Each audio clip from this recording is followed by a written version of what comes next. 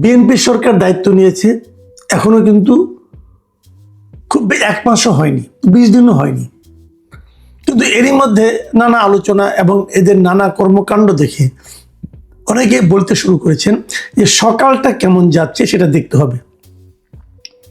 সকালের আমরা অনেক কিছু দেখেছি পর্যন্ত, কিছু কিছু আচরণ আমাদের ভালো লাগেনি, আমরা বলেছি, অনেকেই বলেছে।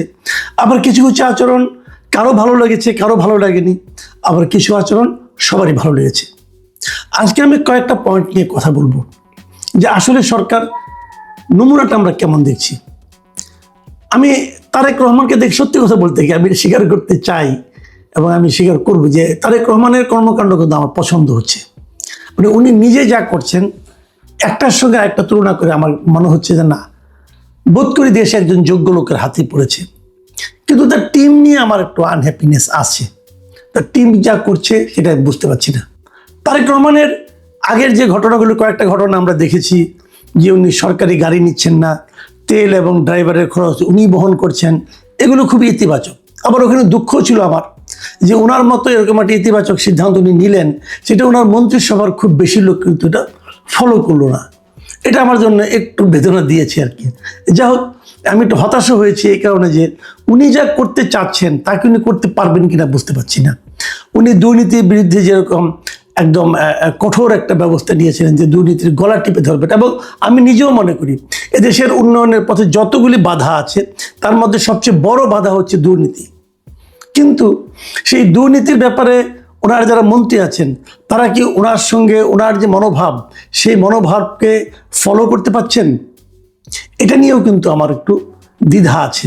আজকে দেখলাম টিআইবি মানে ট্রান্সপারেন্সি ইন্টারন্যাশনাল বাংলাদেশ, তারা একটা প্রেস কনফারেন্স করেছে এবং সেই প্রেস কনফারেন্সে তারা কিন্তু এই কথাটা উল্লেখ করেছে এবং তারা বলেছে যে সরকার যে দুর্নীতির বিরুদ্ধে কঠোর বার্তা দিতে চাচ্ছে তার সঙ্গে বাংলাদেশ ব্যাংকে তারা যে গভর্নর নিয়োগ করেছে সেটা সাংঘর্ষিক, সেটা সামঞ্জস্যপূর্ণ নয়। এবং তারা বলছে দুর্নীতির বিরুদ্ধে খালি মুখে বললেই হবে না, সেটা দলীয় পর্যায়ে কঠোর বার্তা দিতে হবে, না হলে এটা হবে না। এবং টিআইবির যিনি নির্বাহী পরিচালক ডক্টর ইফতেখারুজ্জামান, উনি কি বলেছেন আমি আপনাদের একটু পড়ে শোনাই। উনি বলেছেন, গণমাধ্যমে প্রকাশিত তথ্যে দেখা গেছে যে নবনিযুক্ত গভর্নরের ক্ষেত্রে জোরালো স্বার্থের সংঘাত বিদ্যমান। এমন নেতৃত্বের হাতে কেন্দ্রীয় ব্যাংক নিরাপদ নয় এবং এর ফলে নজরদারি সংস্থা হিসাবে বাংলাদেশ ব্যাংকের নিরপেক্ষ ভূমিকা পালনের সুযোগ বিঘ্নিত হবে। দেখেন, এই বাংলাদেশ ব্যাংকের গভর্নর নিয়ে কিন্তু শুরুতেই একদম প্রথম দিনেই কিন্তু আমি বলেছিলাম এটা ঠিক হচ্ছে না, এবং এটা যে ঠিক হচ্ছে কি হচ্ছে না এই ব্যাপারে সরকারের দিক থেকে কিন্তু আমরা কোনো ধরনের ব্যাখ্যা অথবা বিশ্লেষণ পাইনি। সরকারের ভাবখানা, বিশেষ করে অর্থ মন্ত্রণালয়ের যিনি দায়িত্বে আছেন মিস্টার আমির খুসরো মাহমুদ চৌধুরী, উনি যেভাবে এটা প্রতিক্রিয়া প্রকাশ করেছেন আমার তো হতাশ লেগেছে। মানে উনি যেন কাউকে পাত্তাই দিতে চাচ্ছেন না। উনি বলতে চাচ্ছেন আমাদের একটা প্ল্যান আছে, আমাদের প্ল্যান আমরা বাস্তবায়ন করব। কেন ভাইয়া, আপনার প্ল্যান কি? জনগণের প্ল্যানের বাইরে আপনার প্ল্যান থাকবে কেন? এরকম প্ল্যান তো আওয়ামী লীগের আমলে ছিল, লুটপাটের প্ল্যান। আপনি কি সেই প্ল্যান ধারাবাহিকতা চাচ্ছেন? আপনার বাড়ি চট্টগ্রাম, চট্টগ্রামেরই একজন তো বাংলাদেশে লুটপাটের ইতিহাসে একটা ইতিহাস রচনা করেছেন মিস্টার এস আলম। যোগাযোগ হয়ে গেছে নাকি ভাই? এ ধরনের প্রশ্ন কিন্তু আমরা করবো। ভাই, আমার দেশটাকে কে নিয়ে যাচ্ছে? আপনার প্ল্যানটা কি? নতুন সরকারের প্ল্যান থাকবে, আপনাকে সেই প্ল্যান এক্সপ্লেন করতে হবে। আপনি যেই হন না কেন, আপনাকে বলতে হবে কেন আপনি এই একজন গার্মেন্ট ব্যবসায়ীকে বাংলাদেশ ব্যাংকের গভর্নর বানাচ্ছেন। আপনি ব্যাখ্যা করেন, আমরা ব্যাখ্যাটা শুনি। ব্যাখ্যা তো করতে পারতেছেন না, কারণ আপনার কাছে কোনো ব্যাখ্যা নাই। যে উদ্দেশ্যে আপনি করেছেন সেই উদ্দেশ্যটা আপনি ব্যাখ্যা করে কারো কাছে আপনি এটাকে জাস্টিফাই করতে পারছেন না। এটা তো হবে না। আপনি যেই হন, অর্থমন্ত্রী হন, যেই হন, আমরা তো আপনাকে প্রশ্নের মুখে। আজকে এই যে টিআইবির পক্ষ থেকে অফিসিয়ালি প্রেস কনফারেন্স করে বলা হলো যে যাকে আপনারা দিয়েছেন তাকে দেওয়ার মাধ্যমে সরকারের দুর্নীতির বিরুদ্ধে যে আপোষহীন মনোভাব তার সাপোর্ট এটা করে না। এই যে কথাটা বললো, শুনতে ভালো লাগছে। আমি যদি বিএনপির সমর্থক হই, ধরেন আমি বিএনপিকে ভোট দিয়েছি, ধরেন আমি বিএনপির সাফল্য চাই, তো টিআইবির এই বক্তব্য শুনতে কি আমার ভালো লাগবে? আমার তো ভালো লাগবে না। আপনার লাগতে পারে, কারণ আপনার অন্য কোনো ল্যাপটপ থাকতে পারে, কিন্তু আমার তো ভাই একজন নাগরিক হিসেবে ভালো লাগে নাই।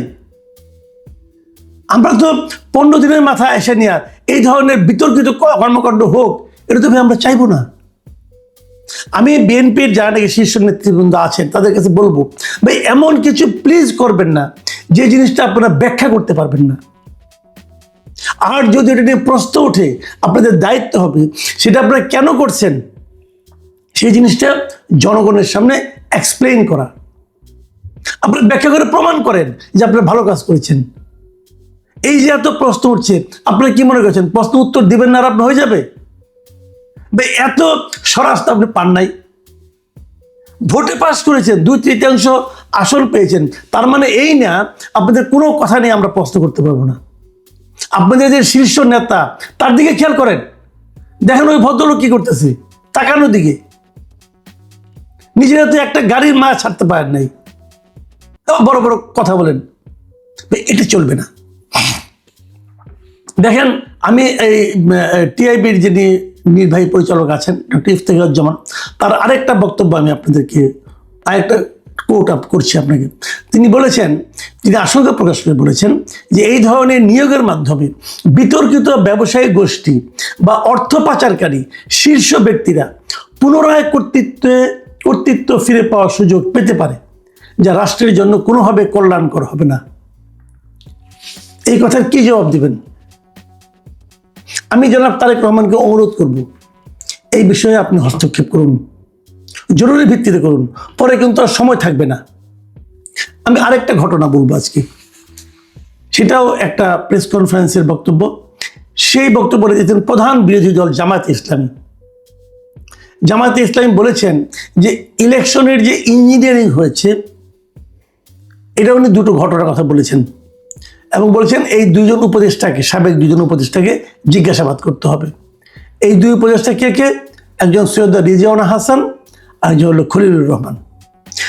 খলিলুর রহমানকে যেদিন নিয়োগ দেওয়া হয় সেই দিন বলেছিলাম এটা আপনারা করে ঠিক করলেন না। এই ক্ষেত্রে আমরা কোনো ব্যাখ্যা পেলাম না, এবং এই ব্যাখ্যাটা আমি স্বয়ং প্রধানমন্ত্রী তারেক রহমানের কাছে দাবি করছি যে আপনি তাকে নিয়োগ করেছেন, কেন করলেন? আপনি কার কাছে ধরা আছেন? আমরা কিন্তু এমন প্রধানমন্ত্রী চাই না যেই নাকি নিজের ইচ্ছায় কাজ করতে পারবেন না, যেই নাকি অন্য কারো কাছে ধরা থাকবেন, মানে কারোর কাছে তার কোনো এক ধরনের জবাবদিহিতার ব্যাপার থাকবে। এটা কিন্তু আমরা চাই না ভাই। হোয়াই খলিলুর রহমান? এখন এটা কি হয়েছে, যে আশঙ্কাটা আমি তখন করেছিলাম সে আশঙ্কাটা আজকে জামাত উচ্চারণ করছে।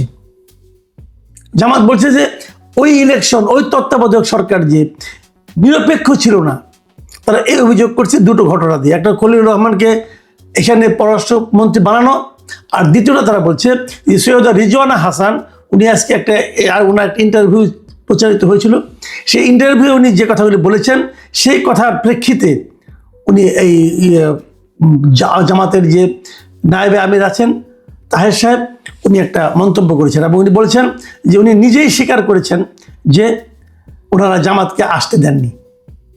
এবং উনি কি বলেছেন, সৈয়দ রিজওয়ানা হাসান, মানে তার ভাষায় আর কি উনি যেটা বলছেন আর কি, মানে রিজওয়ানা হাসান যে কথা বলছেন যে নারীদের উপযুক্ত অধিকারকে নিশ্চিত করতে পারেনি, তারা বিরোধী দলে থাকলেও আমরা কিন্তু তাদের মূল ধারায় বা প্রধান শক্তি হিসেবে আসতে দেইনি। তার মানে উনি আসতে দেননি। উনি বলতে চাচ্ছেন যে জামাতের কাছে নারীদের অধিকার নিয়ে প্রশ্ন আছে, এবং প্রশ্ন আছে বলেই ওনারা জামাতকে, যদিও জামাত বিরোধী দলে আছে কিন্তু জামাতকে ওনারা মূল ধারায় মানে মূল শক্তি হিসেবে, প্রধান শক্তি হিসেবে আসতে দেননি। ভাই আপনারা দেওয়া না দেওয়ার কে? তার মানে আসতে দেওয়া না দেওয়ার ব্যাপারে ওনার একটা ভূমিকা ছিল ওনাদের মানে এই অন্তর্বর্তীকালীন সরকারের। এই ধরনের কথা যদি বলে তো ওনাদেরকে জিজ্ঞাসাবাদ করা উচিত। আসলে কি তাহলে ইঞ্জিনিয়ারিং হয়েছে? আসলে কি তাহলে মানে জামাতকে আসতে না দেওয়ার জন্য নানা ধরনের কর্মকাণ্ড হয়েছে, ফন্দি ফিকির হয়েছে?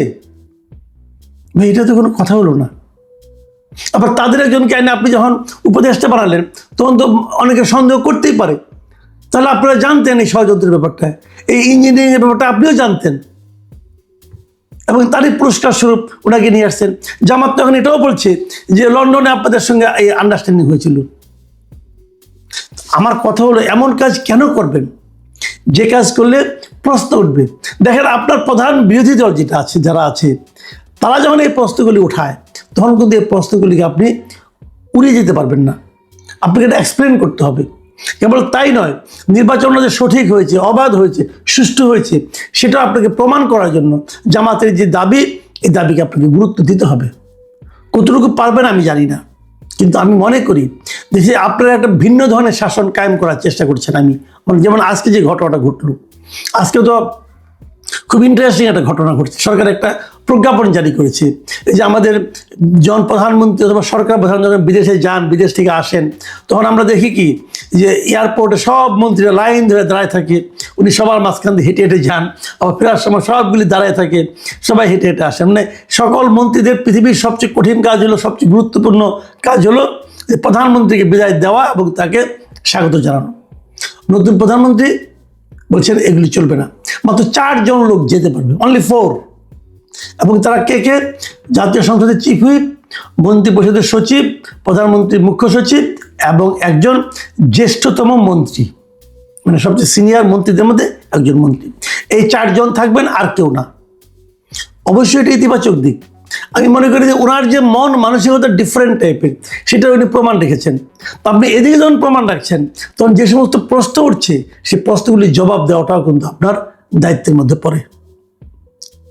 এবং আমাদের এই জবাবদিহিতা, আমি মনে করি এই সরকার জবাবদিহিমূলক হবে এবং এই সরকার এই প্র্যাকটিসটাও চালু করবে। সংশ্লিষ্ট মন্ত্রী হোক অথবা তথ্যমন্ত্রী হোক অথবা খোদ প্রধানমন্ত্রী হোক, প্রত্যেকটা প্রশ্নের আমরা আপনাদের কাছ থেকে জবাব চাই। আপনারা জবাব দিন, যুক্তিগ্রাহ্য হলে আমরা মেনে নেব।